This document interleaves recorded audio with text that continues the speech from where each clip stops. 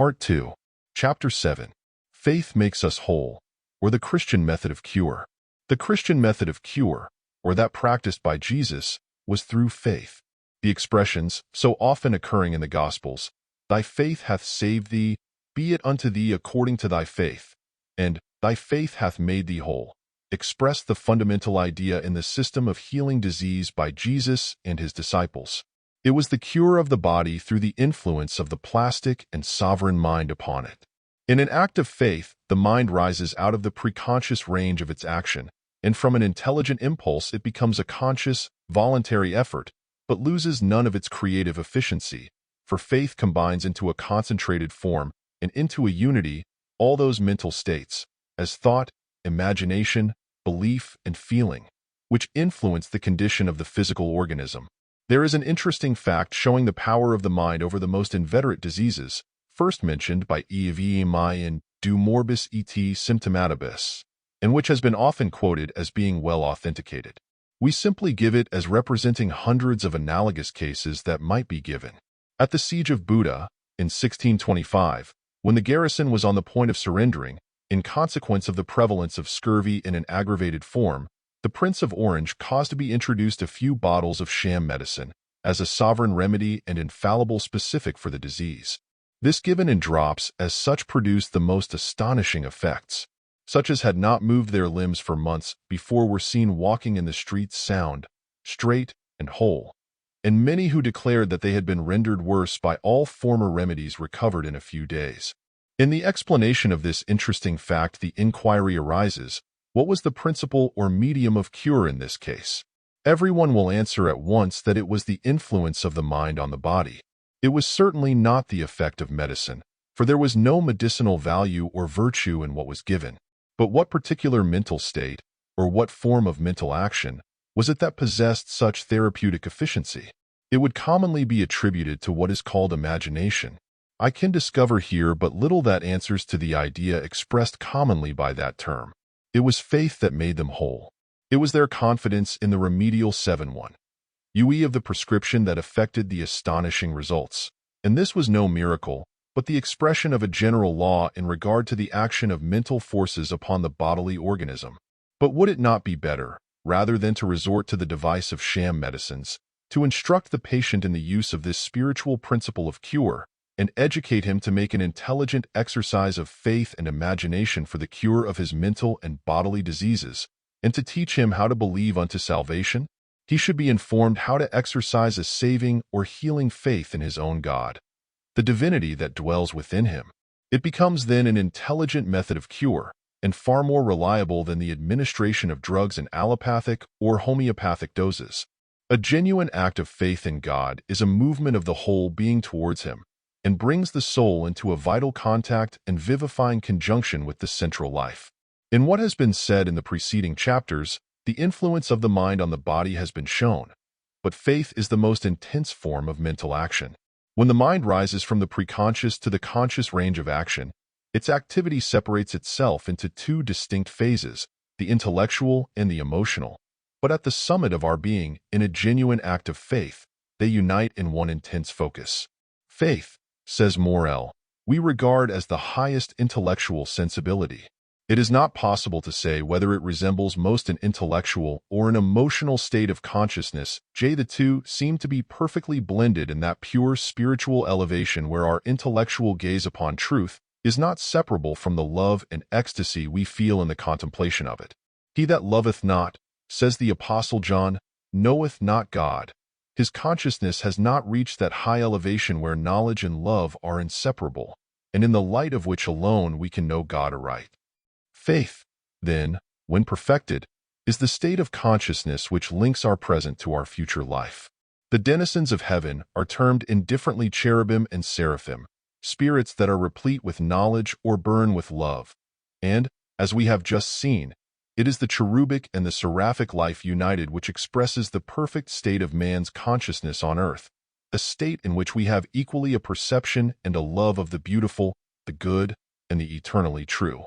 When I recommend faith as an efficient remedy for the cure of disease, or an intelligent exercise of belief by a volitional effort, combined with an act of the fancy or imagination, I shall be met with the question, can anyone believe without evidence?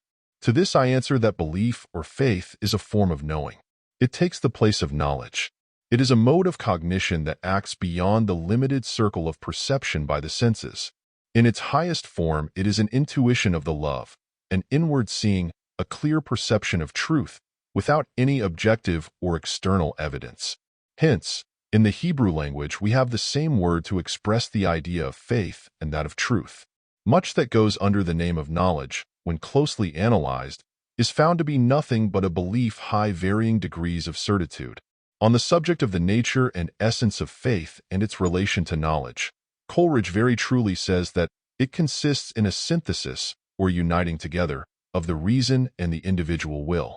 By virtue of the latter, therefore, it must he an energy, and inasmuch as it relates to the whole man, it must he exerted in each and all his constituents or incidents, faculties, and tendencies. It must he a total, not a partial, a continuous, not a desultory or occasional energy. And by virtue of the former, that is, reason, faith must he a light, a form of knowing, a beholding of truth. Faith and knowledge cannot he separated.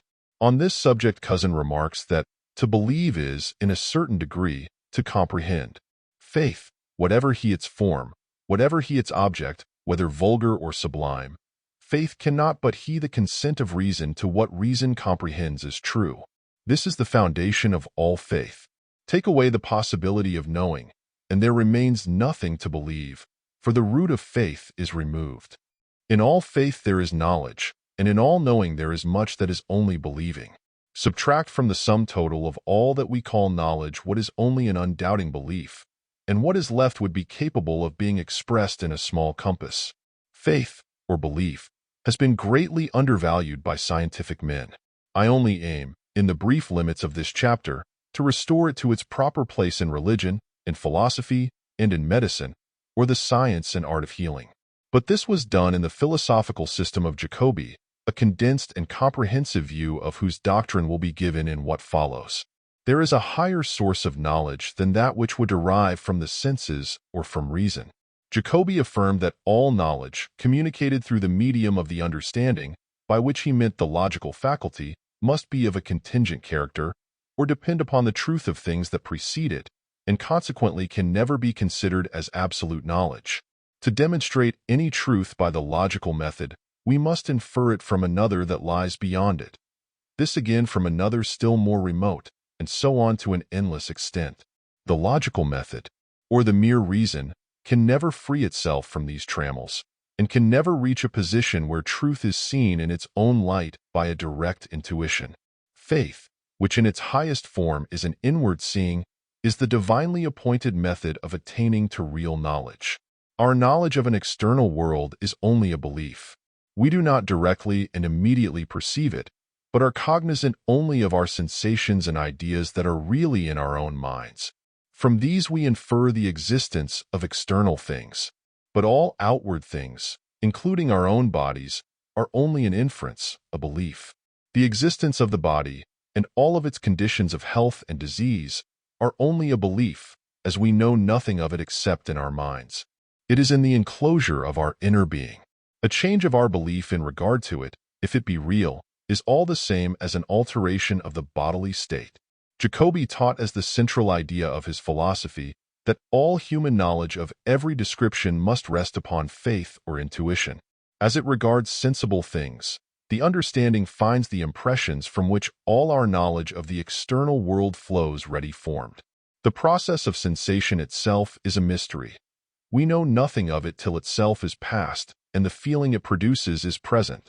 Sensation is never knowledge, but only feeling. Our knowledge of matter must rest upon faith, or intuition. There is, however, another and higher species of faith than this.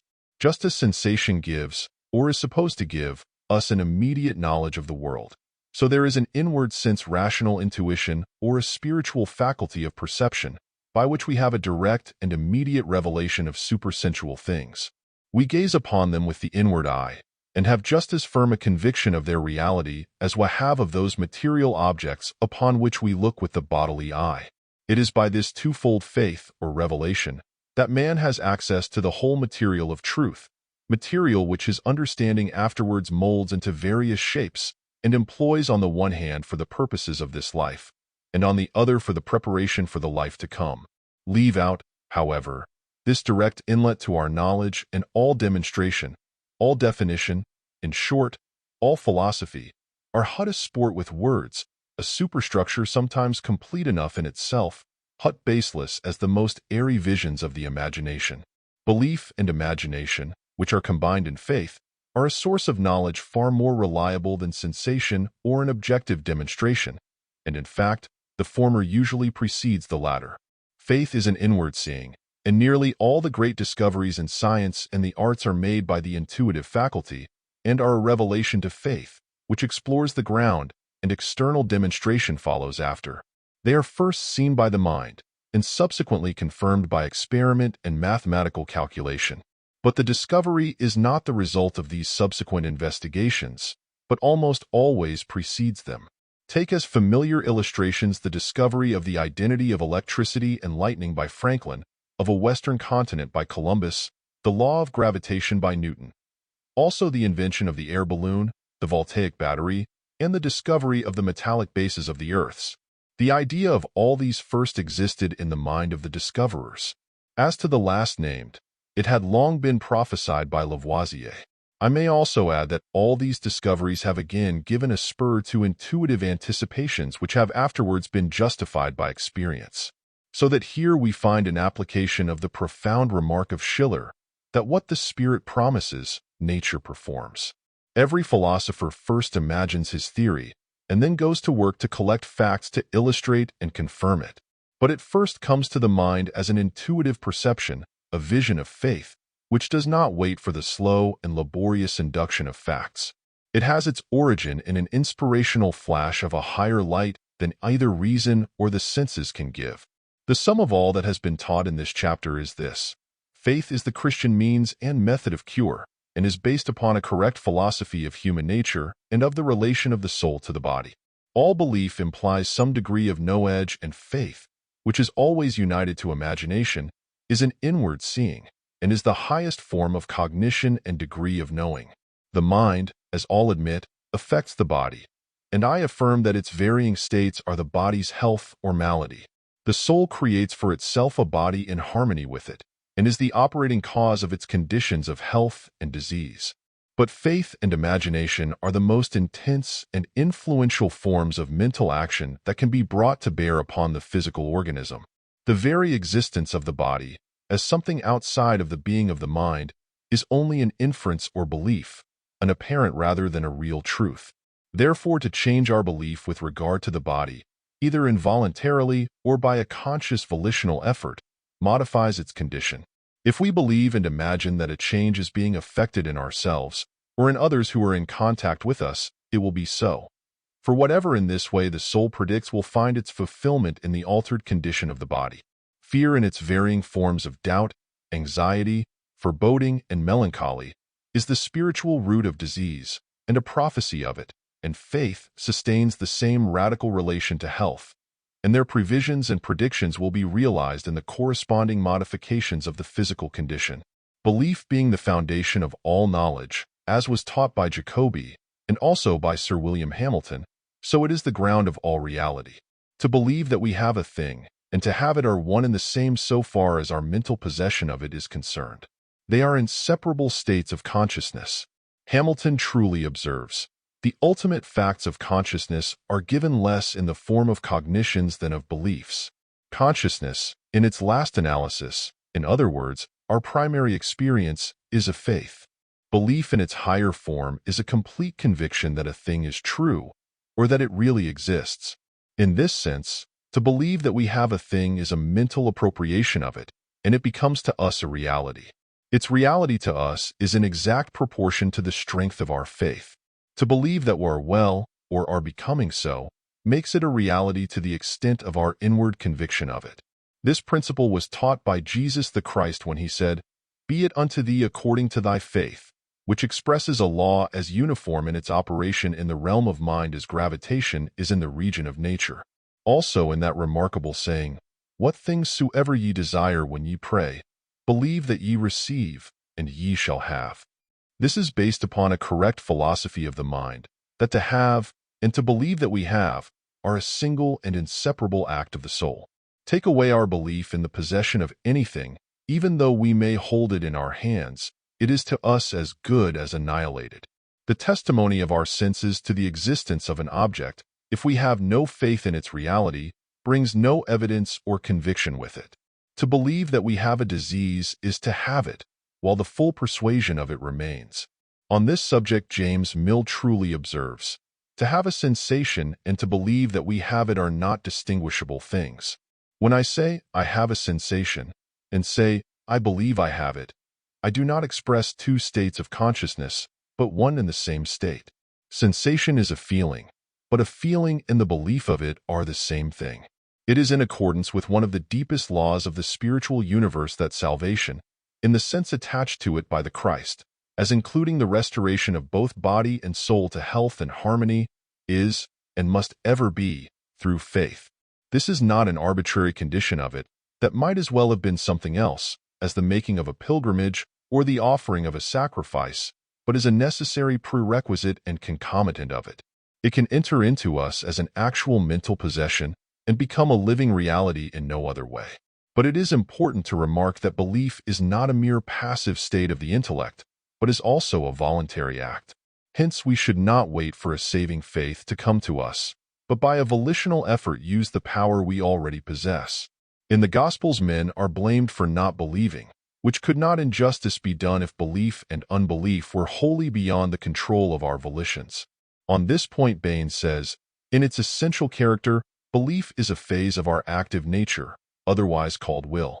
In conclusion, let me say in the words of another, who in his theology is intensely orthodox, it is the want of faith in our age which is the greatest hindrance to the stronger and more marked appearance of that miraculous power which is working here and there in quiet concealment.